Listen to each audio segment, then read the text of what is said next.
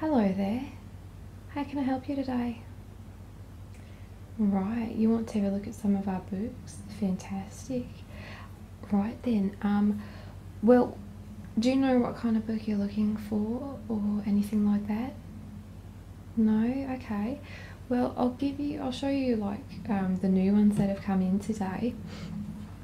It's a mixture of romance and we got some thrillers and horrors in there as well.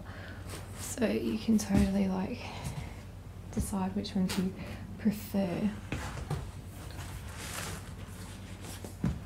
Right then, let's begin with, I've read all of these so I can give you some personal insight into what they're like, which is big and fantastic, isn't it? So the first one I've got is a really like funny romantic comedy, and it's not a funny romantic comedy. Blimey, it's big and A, hey? Right, this is by Greg Hurwitz, and it's a kind of like a thriller horror thing. I actually really liked it when I read it. It's a thriller, it says here actually. And so like basically, I'll read the blurb. It says, first Patrick receives a DVD in the post. It shows footage of him and his wife Ariana waking, dressing, going to work, all filmed by cameras hidden in their house. Oh, speaking of, it's windy outside. Sorry if you can hear that. All filmed by cameras hidden in their house. Someone is clearly out to get him. Then the email arrives. Go alone, do what we say, or she dies. Patrick's life is turned upside down. Suddenly, this has become a matter of life and death. Oh my god, and I'll tell you something, it was amazing actually. I really liked it. I'll tell you one thing though, it's the title isn't what you think it is, especially when you read about his wife being in there, but I do really like it, to be honest with you. And can I just say something really weird? I just love the smell of books. When I'm turning the pages, just I just love to smell that, especially old smell. So people have been really kind to donate these books to us. We got them in yesterday actually, not today. So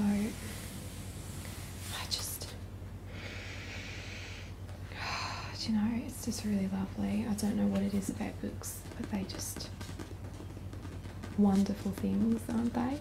Not like these Kindle. Is it a Kindle or a Kindle? I don't know. I haven't been here very long, to be honest with you. I came from Oz. I think like, what is it, like coming up to 7 months now. So I really just, I mean, obviously we have them in Oz, but you know, me and my friends and the family, we were never like that kind of tablet people. We like proper books, you know, real books, like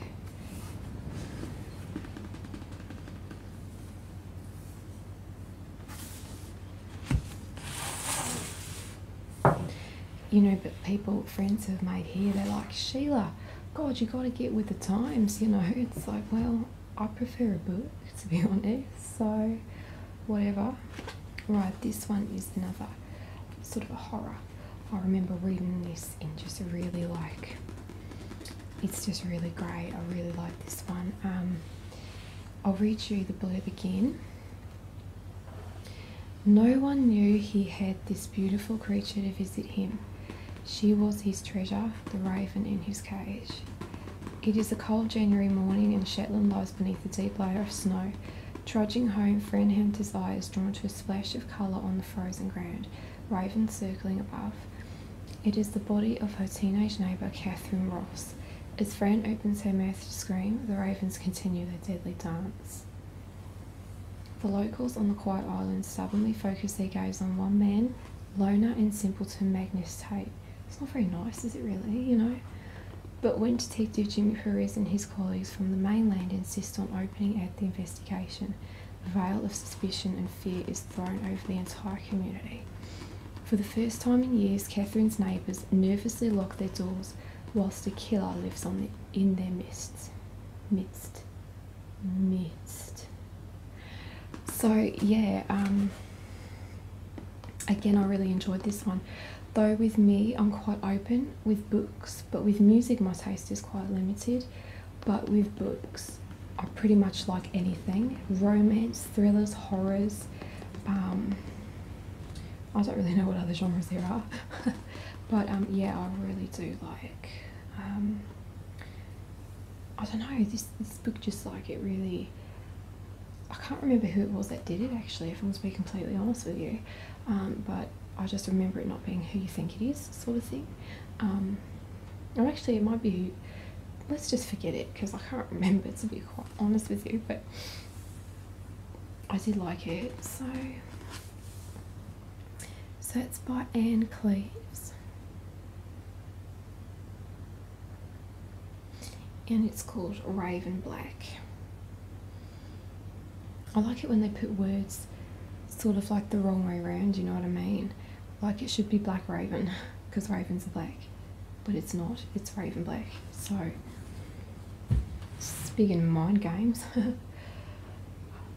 before I get on to the sort of romance, I think I'll show you some more thrillers, just so you can kind of decide, you know.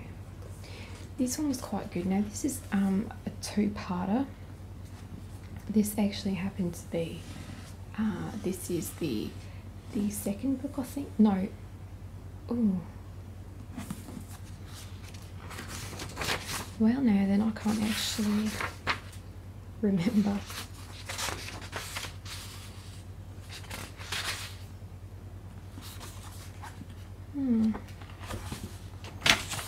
I can't remember which. I can't remember. Oh my goodness, I'm so sorry. Like, Brooks. Right, I'll read it out to you and see if it jogs my memories. So, Detective Inspector Damon Brooks thinks he's left his past in London, but it seems a serial killer has followed him north. Brooks seeking sanctuary. Years in the Met have left their mark, so much that he's fled to Derby, leaving behind his marriage, his teenage daughter, and very nearly his sanity, to wind down a once promising career in the peak of the Peak District. No, in the peace of the Peak District. But one winter's night, Brooke is confronted by a serial killer he hunted many years before, the Reaper. A man who slaughters families in their homes, then disappears without a trace. To find this killer, Brooke must discover what the Reaper is doing in Derby, why he started killing again, and what, if anything, connects the butchered families. As Brooke becomes entangled in a deadly game of cat and mouse, he is forced to face his own demons by confronting a past that destroyed his family and nearly cost him his life. Basically, I can't remember if it was this one or another book I read, but this is either the first or second in a series. The second one is called something else. It's I think it's something to do with the Reaper anyway, I can't remember. But yeah, it's the first one or second one was good. That I personally went out and bought one. I found it on the internet. Don't buy books off the internet, no, because you know you have to buy them in our store, obviously. So windy out there, you know, it's quite scary. Anyway, so this is again, this has got that, speaking hell, that old book smell, you know. I love pages.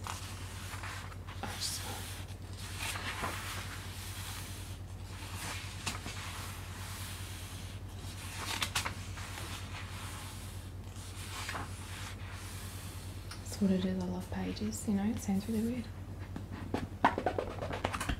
Didn't sound very funny, did it? Well, that did sound funny. Moving on. So this is by James Herbie.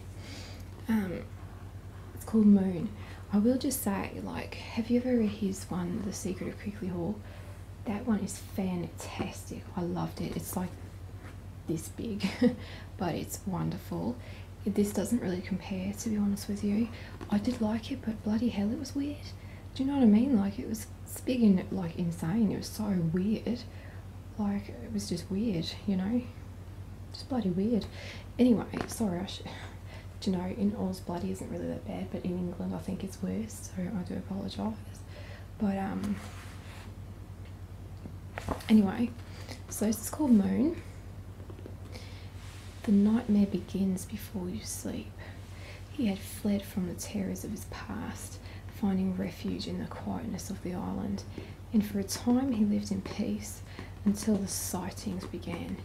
Visions of horror seeping into his mind like poisonous tendrils, violent acts that were hideously macabre. The thoughts becoming intense. They have some really complicated words. He witnessed the grotesque acts of another thing, a thing that glorified in murder and mutilation, a monster that had soon become aware of the observer within its own mind and relished contact, a creature that would eventually come to the island to seek him out. What's weird about this is, in comparison to the Crickley Hall, for example, The Secret of Crickley Hall, which is, to be honest, the only one I've ever read of his, is that this is quite supernatural. Like, the thing like can read his mind or something. It's really bizarre, but it's a good one, but it's just quite bizarre, you know. So if you are a fan of James Herbert, like I said, I've only read one other of his books, but it might be slightly different to what you're used to. But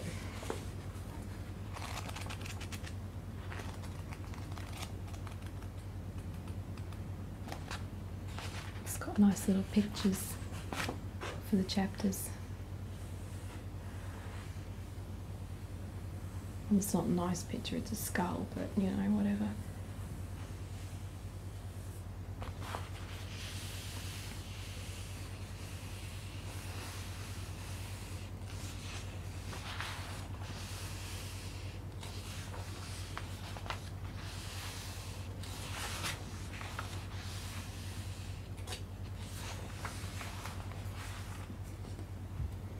An international bestseller, apparently. Suit yourself. So let's go on to something a little more light-hearted. This is, now we've got some romantic ones here, but this one's sort of like a comedy. The Bad Mother's Handbook by Kate Long. It's funny, and I do like it, and it's just really nice and light-hearted, you know. I'll read the theme to you. It's a bit longer than the rest, the others I've read, but okay, here we go. 1997, the year Blair was elected and Diana died, and the year that changed everything for Charlotte, Karen and Nan. That is 1997, isn't it? Yeah. Charlotte is doing her A-levels and she's pregnant. Karen, her mother, is 33 and she is about to be a grandmother. How chuffed is she with that? Not very, I suppose. And then there is Nan, who isn't so bothered about her granddaughter's pregnancy. She has other things on her mind. Where is she again? The Bad Mother's Handbook is a story of 1 year in the lives of 3 unforgettable women, none of whom can quite believe how things have turned out. Both hilarious and wise, it is a clear-eyed look at motherhood and childhood from the moment the condom breaks. Sorry to say that word. To the moment you file for divorce, or more optimistically, from the moment you hear your baby's first cry, to the moment you realise that there are as many sorts of mother as there are children, and that love sometimes is the most important thing of all. That is some cheese up in there, isn't it? But I did really like this, actually. I started to read it again. I've got it myself, and I never actually finished it the second time though. I don't know why, but I do like it. It's just funny. you know, and it's got like from everyone's point of view. So I don't know if you can tell on this page. I don't know if you can tell, to be honest with you, but we've got here different font style to what is on this page, and this is because this is someone else talking. I think it's the mother. No, that's the grandmother, I believe. I don't know, but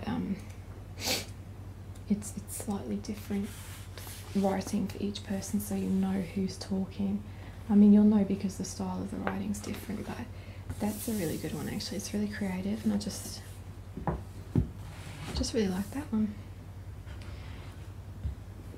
So this is just a typical like romance, you know, girls, you know, in love, she meets someone, she likes him, whatever. Kind of predictable, but it's still fun to read, you know. Jill Mansell, Making Your Mind Up. Lottie can't quite believe what's happened. When you're a teenager in love with a wildly unsuitable boy, you expect your parents to object.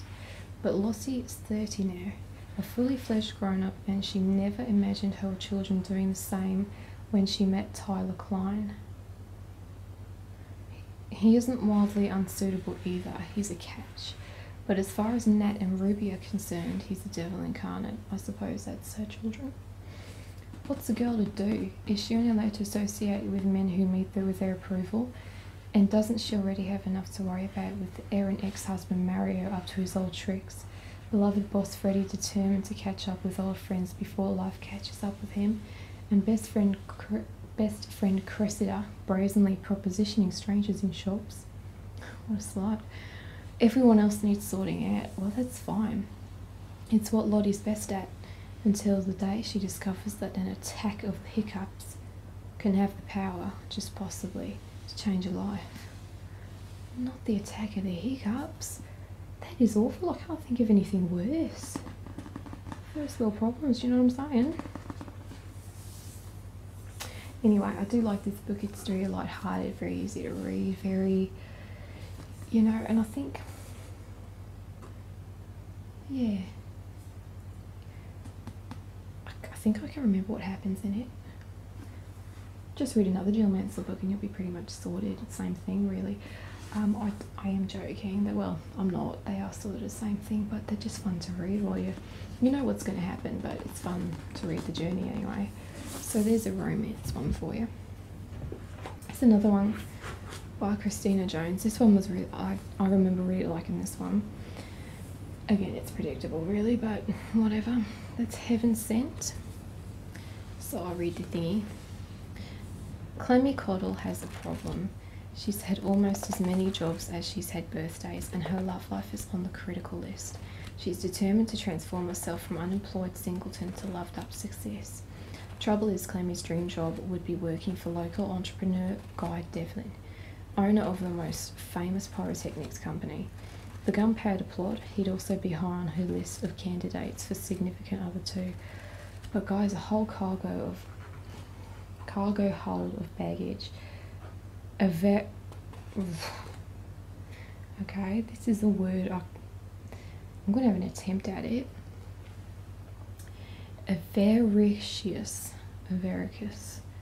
Whatever, ex-wife. I'm guessing that's not a nice word. A host of monster ex-stepchildren. He's not even looking for an assistant, and if he were, a quirky amateur firework maker with a penchant for cream cakes and big explosions wouldn't be that high on his list.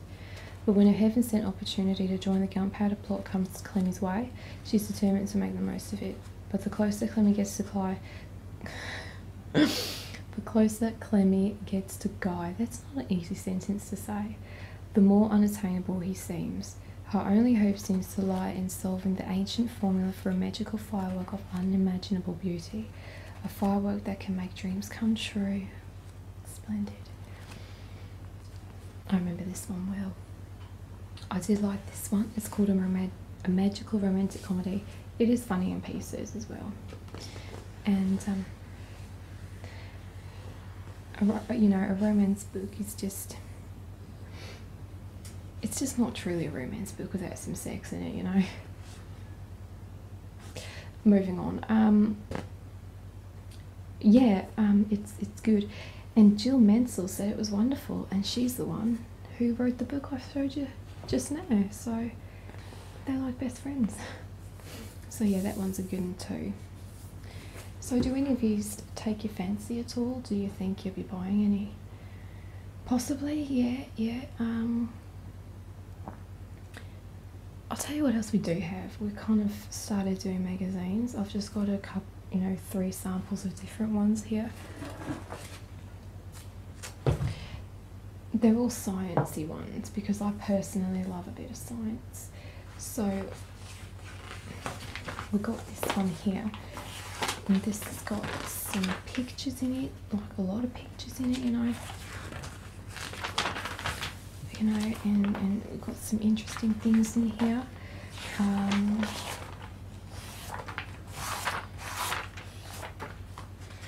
Ooh, biggest lies in forensics. That's a bit controversial, don't you think? Oh yeah.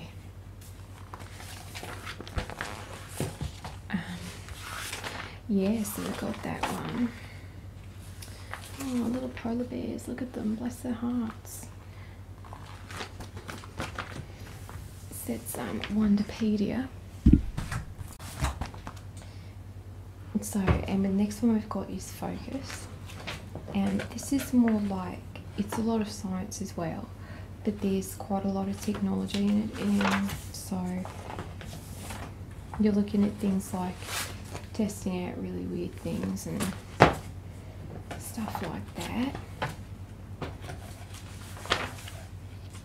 So there's that one. And then you got Science Uncovered. So this one is like more sciencey, things like that. And let me just have a look at now. So you've got about the solar system, and speaking of, I hope you're not scared of spiders, mate, but if you are, I do apologise. You are? Yeah, alright. Yeah, me too actually, so we'll just come off that. It's all about fear. It scared me for sure. But I quite like this one. I think it's probably my favourite. No, actually I don't know. Oh, choices. Anyway. So I'll let you have a peruse around the shop. If you ever make a decision on what books you would like, then come see me, and I can sort them out for you. Maybe if you buy a lot, I can get you a good deal. How bonza would that be? Alright, so yeah, thank you very much for coming in to see me today. Have a great day. Goodbye.